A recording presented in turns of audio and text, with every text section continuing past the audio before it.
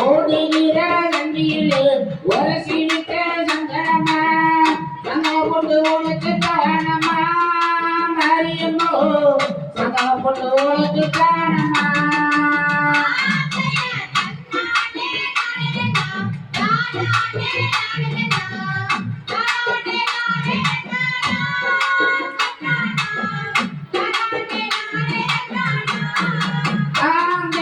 ஓடுகிற தண்ணீர்